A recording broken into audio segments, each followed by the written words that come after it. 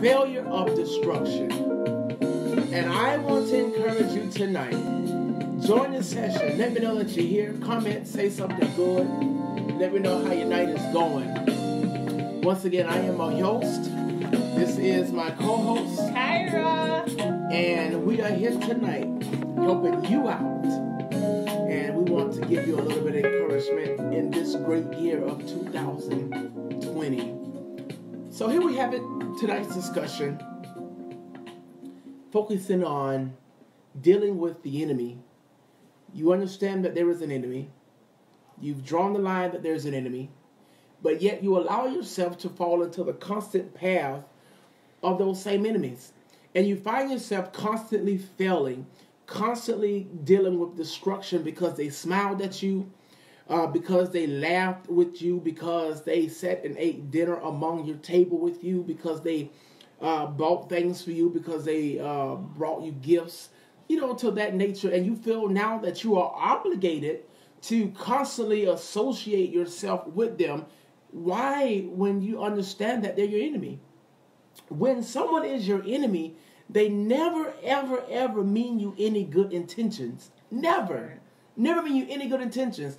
No matter how many times you all may go to dinner, no matter how many times you all may laugh and talk or chit-chat, an enemy is an enemy for a reason. And you have to understand that you can never, ever, ever allow yourself to fall into the path of destruction.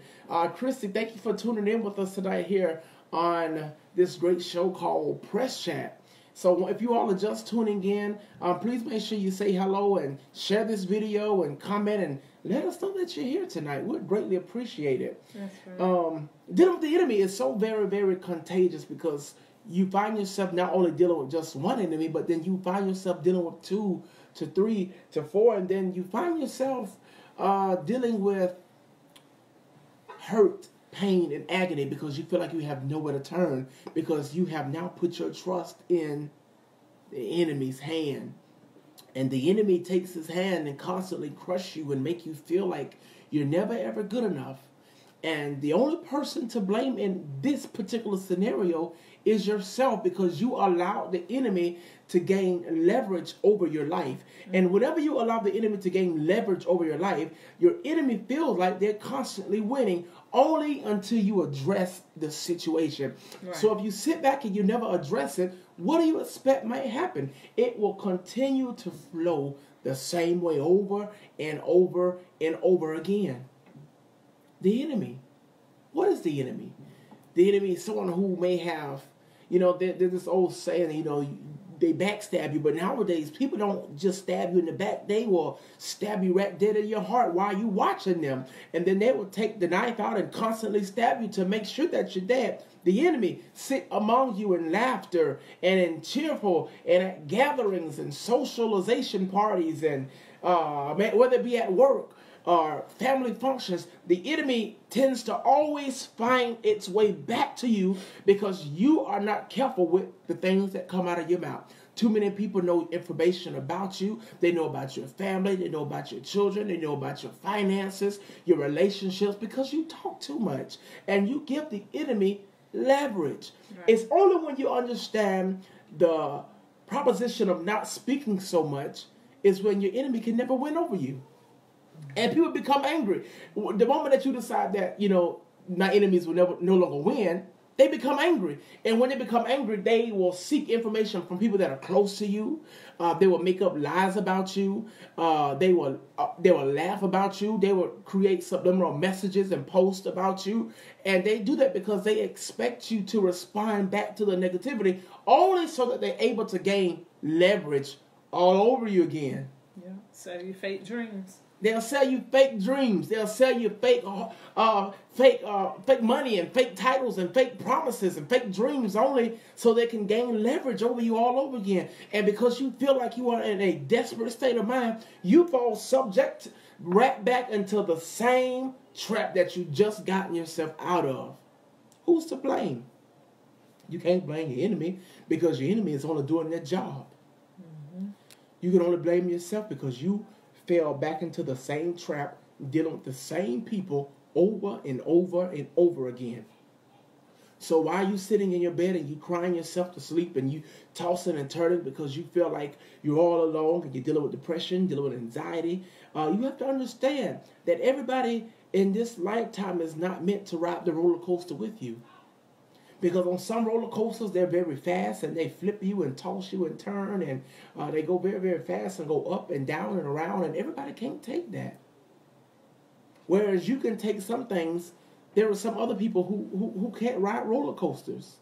And they sit back and they watch from afar. And they watch others get on and they get in long lines and they watch them laugh. And some people vomit because they're up on the ride because it was too much for them. And when you understand when something is too much for you, you have to take a step back. And that's why some people don't get on the roller coaster, because it was too much for them. So what I'm trying to say with that analogy is, if you know something is too much for your life, and you know your well-being, your peace of mind is very, very important. Your sanity is very, very important. Never allow anybody to disrupt your sanity. Your peace of mind. It's only when that happens, your enemy is able to gain leverage over you, because you were not able to address the situation. You were not able to say, hey, I spot that something very strange is going on here. I spied something blue. I spied something red. I spied something pink. I spied that my enemy is gaining leverage on me because I can't keep my mouth closed. I cannot sit back and watch from afar and see everybody else. I can identify everybody else's problem. I can give everybody else answers. I can give everybody else solutions. But then when it only comes to myself, I can't help myself. When you are constantly giving all that you got to somebody else and to other people's problems, but you are not giving to yourself, you cannot blame them. You can only blame yourself, because you set yourself up for failure. So what do you do when dealing with the enemy's camp and you find yourself going down the constant trail of destruction? You have to then separate yourself. And see, there's nothing wrong with separating yourself from people, whether it be your coworkers, your family, your friends, in order to get your peace and your sanity back. And people will make you feel bad the moment you decide to step away from certain situations. The moment you decide to step away certain problems and certain people, they will begin to try to make you think that you are the problem.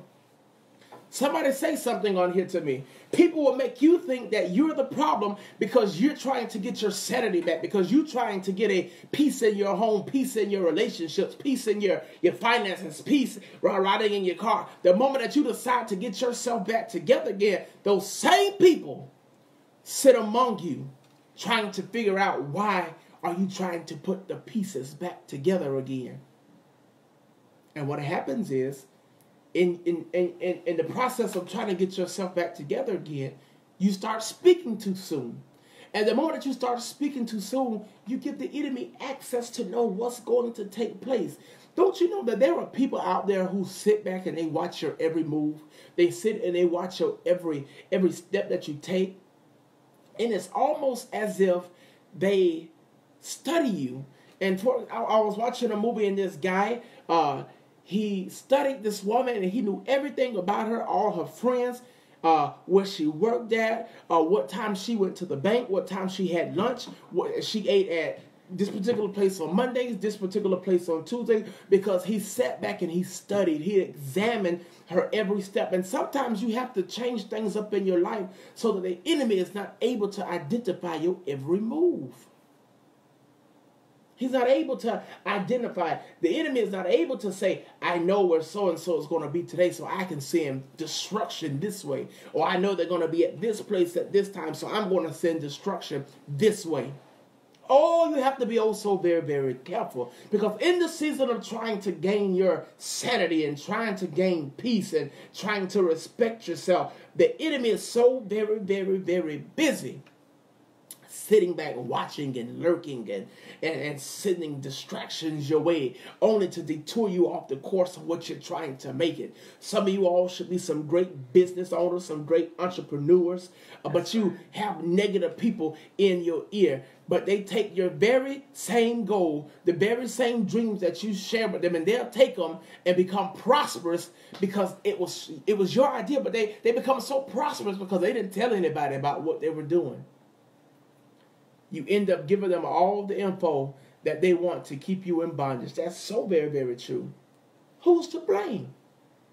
You didn't blame your enemy because you decided to give access.